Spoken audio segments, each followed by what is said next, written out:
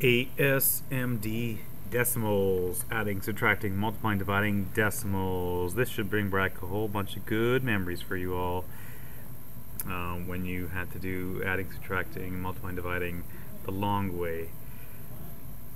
Now here with decimals. Anyways, there's three different methods for this. When you're adding or subtracting decimals, like this one here, 210.1 plus 1.8, what you want to do is line up the decimals, and then if it looks uneven, add zeros if necessary or if needed, just to sort of fill in the gaps. Here's what I'm talking about. So you have this.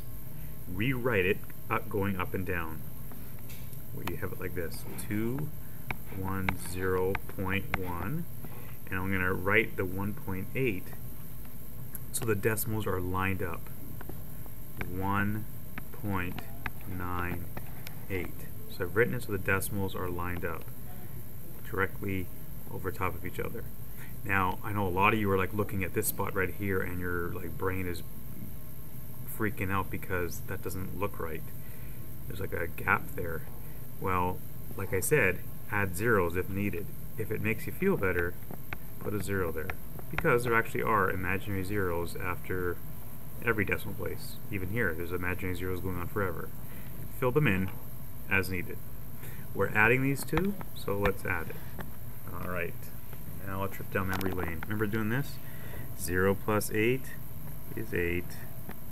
1 plus 9 is 10. Write the 0, carry the 1.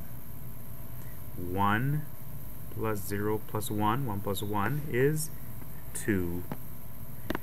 1, nothing underneath. You can put a 0 there if you want as well. 1 plus 0 is 1. 2 plus 0 is 2. Sorry.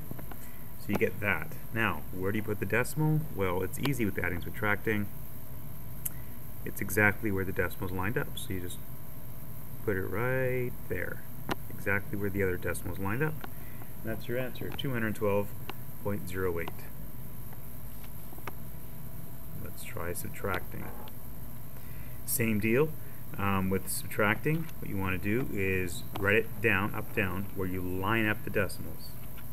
Okay, so 114.125, and you're going to subtract this number. So line the decimal up, 0 point, so the point has to go here. 0.0175. And that bugs you right here probably, then just put a 0 there. You don't have to put a dotted line 0. The full 0 is fine. Just showing you that you can put as many zeros after the decimal as you want. It makes no difference to the number. Subtracting. Remember in subtracting, I do borrowing, all that good stuff. 0 minus 5. You can't do that. You can't take 5 away from 0. So remember this whole story. You go over to its neighbor and says, hey, can I borrow 1? Whatever your kindergarten teacher or grade 2 or grade 3 teacher taught you. So we borrow 1 from 5. We take 1 from 5. We're left with 4. And that 1 can go right there. So it's now 10 take away 5, which is 5. Now we have 4 take away 7. And this is really important for those of you messy writers out there to try to write as neatly as possible so you don't mess up with little writing mistakes. 4 minus 7 is not going to work. You cannot take 7 away from 4, so let's go over to the neighbor's house, borrow 1 from this 2. That 1 will go in the 10s there. It's 14 minus 7, which is 7. And now you got 1 take away 1, which is 0. 1 take away 0, which is 1. There's the decimals already lined up. Let's put it in ahead of time this time. 4 take away 0 is 4. The 1, other 1. There you are. 114.1075. Again, it's so important to line the numbers up correctly and that you don't write too messily. Actually, mine's a little bit messy here. If I were to do it again, I'd write it neater. Okay, just when you got used to that, for adding, subtracting, where you line up the decimals, When you do multiplying with decimals, you don't line up the decimals, you line up the numbers. You do it so it looks neat. So you don't have to fill in any zeros to fill in the gaps.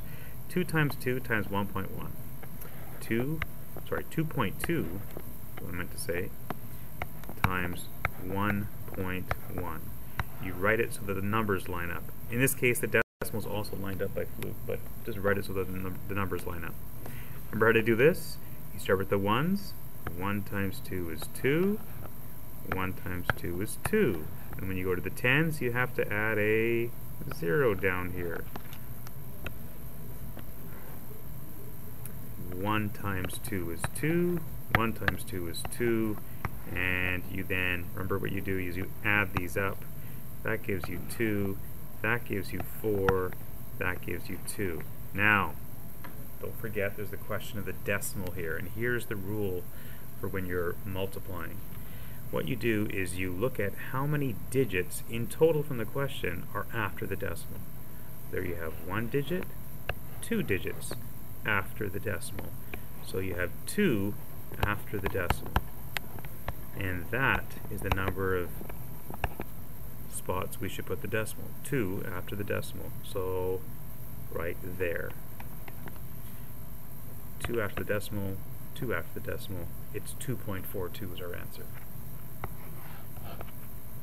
Alright, this one here, 11.5 times 3.13.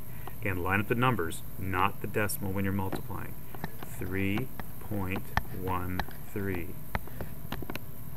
The decimals are off, who cares? We'll deal with that later, what the numbers lined up. Okay, 5 times 3, 15. Carry the 1. 3 times 1 is 3, plus 1, 4. And then 3 times 1 is 3. We go to the tens, we add a 0. 1 times 5 is 5. 1 times 1 is 1. 1 times 1 is 1. Now we go to the hundreds. 3, well, now in the hundreds we have to put 2 zeros down. 3 times 5 is 15. Carry the 1. 3 times 1 is 1, plus 1 is 4. And then 3 times 1 is 3. We add all this up. 5 plus 0 is 5. 4 plus 5 plus 0 is 9. 3 plus 1 is 4, plus 5 is 9. 1 plus 4 is 5. And there's just a 3 there, so we have 3. Now, where does the decimal go? 1 digit there, 2 digits there after the decimal. So in total, we have 1, 2, 3.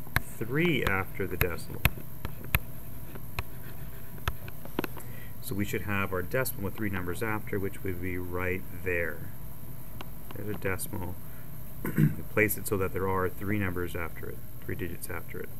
35.995 is our answer. Okay. And now for everyone's favorite, long division. With decimals, no less. Okay. 118.2 divided by 0.3. This is where you have to do one of these things, where you have to make a little long division house. I know there's a little curve to it, whatever. I'm going to do it this way. When you read the question, 118.2 divided by 0.3, who is doing the dividing? Well, it's being divided by 0.3. So the 0.3 goes in front. It's doing the dividing. It's doing the dividing. It's doing the chopping.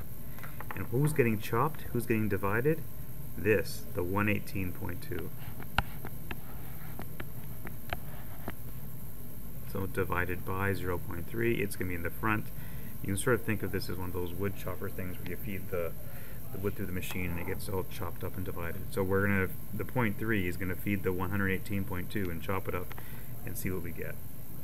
Okay, now with decimals, it's difficult to work with decimals here. So we wanted to get rid of this decimal. How many spots do we have to move this decimal so that the decimal goes away and becomes a whole number? Well, the answer is 1. We just move it 1 spot to the right. And that will give us 3. if we move this one spot to the right, we should also move that one spot to the right, which then gives us 1182. 1182. Okay, with that all set to go, we do our long division. So now the decimal, we should keep track where the decimal actually truly was, which was right here. So let's put it right there.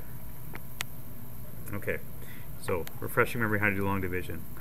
Does 3 go into 1? No. Does 3 go into 11? Yes, it does. How many times? 3 goes into 11, not quite 4, it goes in 3 times. So 3 times 3 is what we're going to do here. And what does that give us?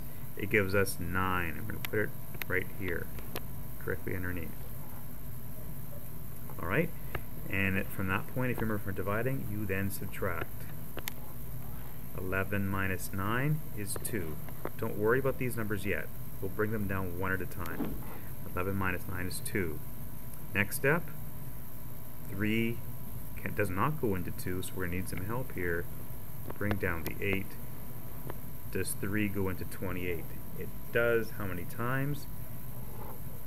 9 is too many. Actually, 9 will work. Sorry, what am I talking about? 3 times 9 will work. That'll be 27.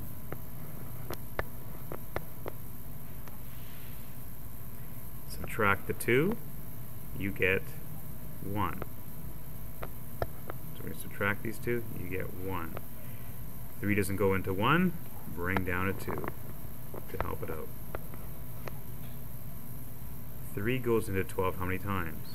It goes in 4 times, so the 4 is going to go right here. 4 times 3 is 12. What are we going to do with these two numbers? We subtract them, and we get 0. So our final answer then becomes 39.4. Alright. Here are 3 skill testing questions for you, not too many. Have those done, so you know the deal, and hopefully this worked out well for you. Bye bye.